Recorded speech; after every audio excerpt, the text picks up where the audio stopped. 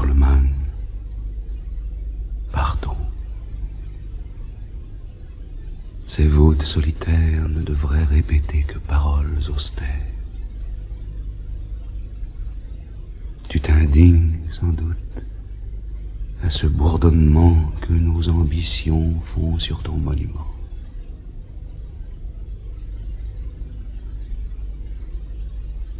Charlemagne est ici. Comment, sépulcre sombre, peux-tu sans éclater contenir si grande ombre? Es-tu bien là, géant d'un monde créateur? Et t'y peux-tu coucher de toute ta hauteur?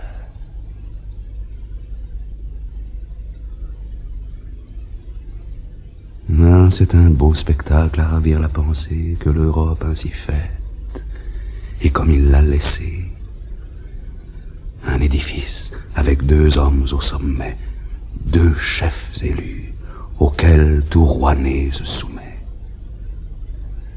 Presque tous les États, duchés, fiefs militaires, royaumes, marquisats, tous sont héréditaires, mais le peuple a parfois son pape ou son César. Tout marche, et le hasard corrige le hasard. De là vient l'équilibre, et toujours l'ordre éclate. Électeurs de drap d'or, cardinaux d'écarlate, double sénat sacré dont la terre s'émeut, ne sont là qu'en parade. Et Dieu veut ce qu'il veut. Qu'une idée, au besoin des temps, un jour éclose.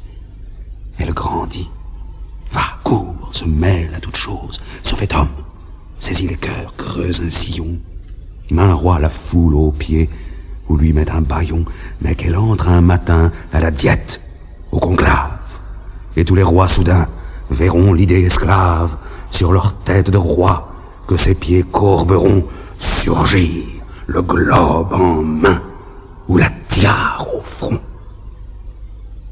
Le pape et l'empereur sont tout.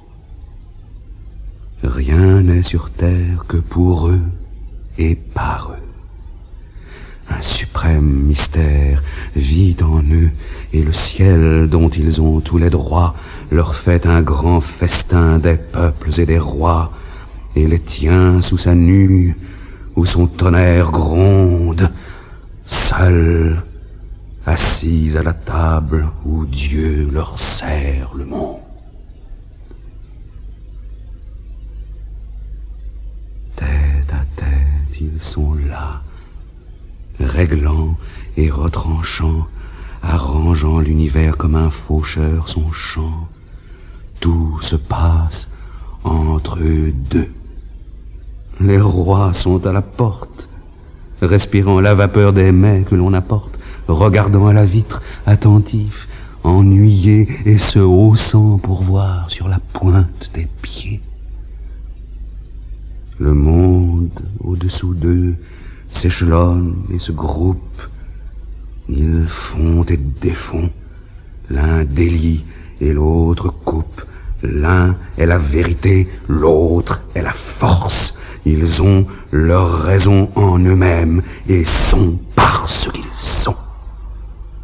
Quand ils sortent, tous 2 égaux du sanctuaire, l'un dans sa pourpre et l'autre avec son blanc suaire, l'univers ébloui contemple avec terreur ces 2 moitiés de Dieu, le pape et l'empereur.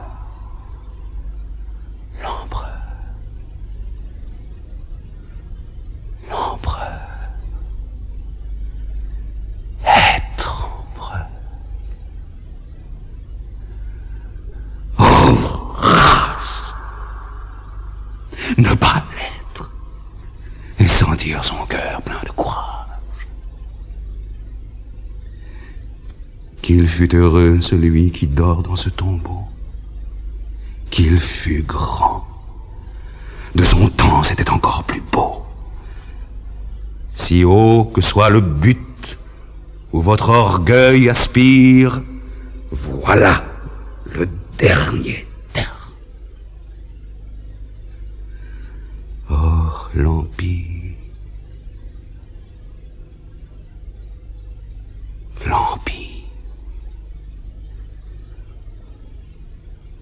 que m'importe, j'y touche et le trouve à mon gré. Quelque chose me dit, tu l'auras, je l'aurai, si je la fais. Ô ciel, être ce qui commence, seul, debout, au plus haut de la spirale immense, d'une foule d'états l'un sur l'autre étagés, être la clé de voûte, et voir sous soi rangés les rois, et sur leurs têtes essuyer ses sandales.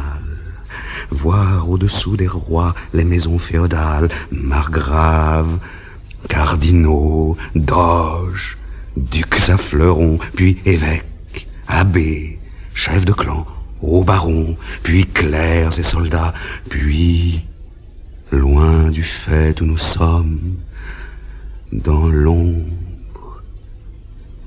tout au fond de l'abîme, les hommes. Les hommes, c'est-à-dire une foule, une mer, un grand bruit, pleurs et cris, parfois un rire amer, plainte qui réveillant la terre qui s'effare, à travers tant d'échos nous arrive fanfare. Ah, si l'on regardait parfois dans ce flot sombre, on y verrait au fond des empires sans nombre, grands vaisseaux naufragés, que son flux et reflux roulent, et qui le gênait, et qu'il ne connaît plus. Gouverner tout cela. Montez, si l'on vous nomme, à ce fait. Y monter, sachant qu'on n'est qu'un homme. Mais moi, qui me fera grand? Qui sera ma loi? Qui me conseillera? Charlemagne. C'est toi.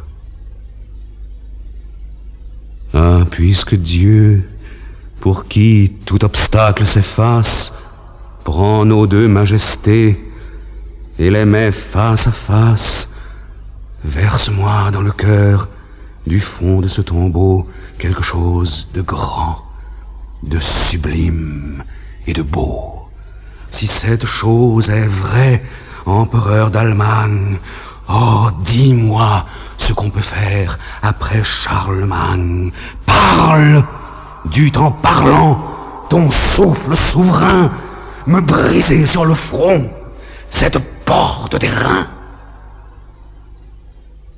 Ou plutôt, laisse-moi seul dans ton sanctuaire entrer. Laisse-moi voir ta face mortuaire. Ne me repousse pas d'un souffle d'Aquilon sur ton chevet de pierre à coups de toi. Parlons, oui, dusses-tu me dire avec ta voix fatale de ces choses qui font l'œil sombre et le front pâle. Parle et n'aveugle pas ton fils épouvanté. Car ta tombe sans doute est pleine de clarté. Ou si tu ne dis rien, laisse en ta paix profonde Carlos étudier ta tête comme un monde. Laisse qu'il te mesure à loisir, ô géant, car rien n'est ici-bas si grand que ton néant.